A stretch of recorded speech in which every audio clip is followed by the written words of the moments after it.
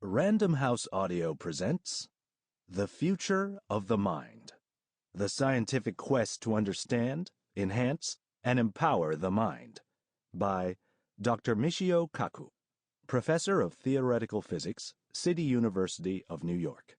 Read for you by Feodor Chin. Introduction.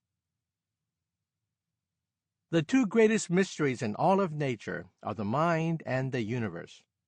With our vast technology, we've been able to photograph galaxies billions of light years away, manipulate the genes that control life, and probe the inner sanctum of the atom. But the mind and the universe still elude and tantalize us. They are the most mysterious and fascinating frontiers known to science.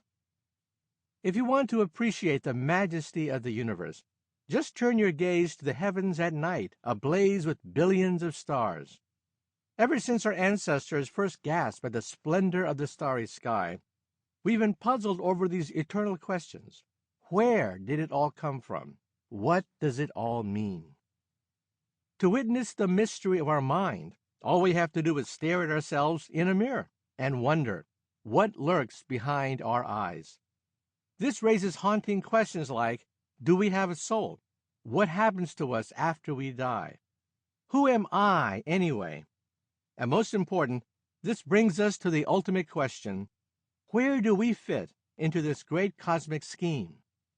As the great Victorian biologist Thomas Huxley once said, the question of all questions for humanity, the problem which lies behind all others and is more interesting than any of them, is that of the determination of man's place in nature and his relation to the cosmos. There are 100 billion stars in the Milky Way galaxy, roughly the same as the number of neurons in our brain. You have to travel 24 trillion miles to the first star outside our solar system to find an object as complex as what is sitting on your shoulders. The mind and the universe pose the greatest scientific challenge of all, but they also share a curious relationship. On one hand, they are polar opposites. One is concerned with the vastness of outer space, where we encounter strange denizens like black holes, exploding stars, and colliding galaxies. The other is concerned with inner space, where we find our most intimate and private hopes and desires. The mind is no farther than our next thought, yet we are often clueless when asked to articulate and explain it. But although they may be opposites in this respect, they also have a common history and narrative. Both were shrouded in superstition and magic since time immemorial. Astrologers and phrenologists claim to find the meaning of the universe in every constellation of the zodiac and in every bump on your head. Meanwhile, mind readers and seers have been alternately celebrated and vilified over the years. The universe and the mind continue to intersect in a variety of ways, thanks in no small part to some of the eye-opening ideas we often encounter in science fiction. Reading these books as a child, I would daydream about being a member of the Slan, a race of telepaths created by A.E. Van Vogt. I marveled at how a mutant called the Mule could unleash his vast telepathic powers and nearly seize control of the galactic empire in Isaac Asimov's Foundation trilogy. And in the movie Forbidden Planet, I wondered how an advanced civilization millions of years beyond ours could channel its enormous telekinetic powers to reshape reality to its whims and wishes. Then, when I was about 10, the amazing Dunninger appeared on TV. He would dazzle his audience with his spectacular magic tricks. His motto was, "For those who believe, no explanation is necessary. For those who do not believe, no explanation will suffice." One day he declared that he would send his thoughts to millions of people throughout the country. He closed his eyes and began to concentrate, stating that he was beaming the name of a president of the United States. He asked people to write down the name that popped into their heads on a postcard and mail it in. The next week, he announced triumphantly that thousands of postcards had come pouring in with the name Roosevelt, the very name he was beaming across the United States. I wasn't impressed. Back then, the legacy of Roosevelt was strong among those who had lived through the Depression and World War II, so this came as no surprise. I thought to myself that it would have been truly amazing if he had been thinking of President Millard Fillmore. Still, it stoked my imagination, and I couldn't resist experimenting with telepathy on my own, trying to read other people's minds by concentrating as hard as I could. Closing my eyes and focusing intently, I would attempt to listen to other people's thoughts and telekinetically move objects around my room. I failed. Maybe somewhere telepaths walked the earth, but I wasn't one of them. In the process, I began to realize that the wondrous exploits of telepaths were probably impossible, at least without outside assistance. But in the years that followed, I also slowly learned another lesson.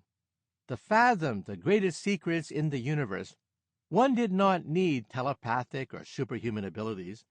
One just had to have an open, determined, and curious mind. In particular, in order to understand whether the fantastic devices of science fiction are possible, you have to immerse yourself in advanced physics. To understand the precise point when the possible becomes the impossible, you have to appreciate and understand the laws of physics. These two passions have fired up my imagination all these years. To understand the fundamental laws of physics and to see how science will shape the future of our lives. To illustrate this and to share my excitement in probing the ultimate laws of physics, I have written the books Hyperspace, Beyond Einstein, and Parallel Worlds. And to express my fascination with the future, I have written Visions, Physics of the Impossible, and Physics of the Future. Over the course of writing and researching these books, I was continually reminded that the human mind is still one of the greatest and most mysterious forces in the world. Indeed, we've been at a loss to understand what it is or how it works for most of history.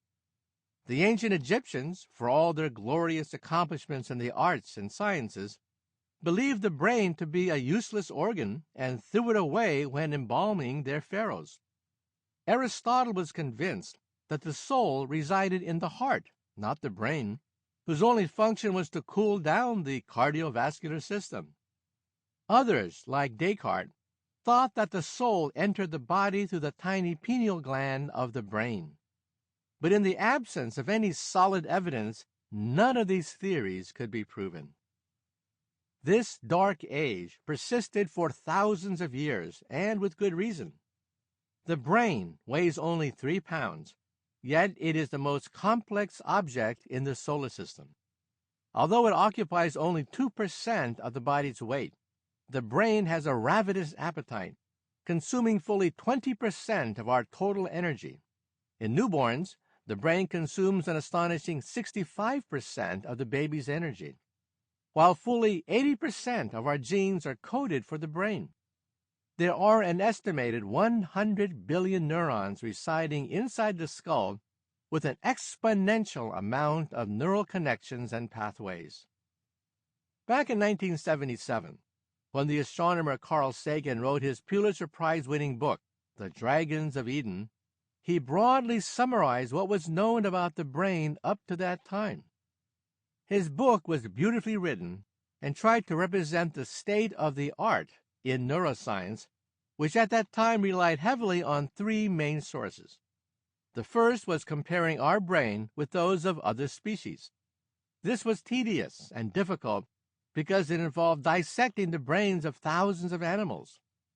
The second method was equally indirect, analyzing victims of strokes and disease who often exhibit bizarre behavior because of their illness. Only an autopsy performed after their death could reveal which part of the brain was malfunctioning. Third, scientists could use electrodes to probe the brain and slowly and painfully piece together which part of the brain influenced which behavior. but the basic tools of neuroscience did. Sample complete. Ready to continue?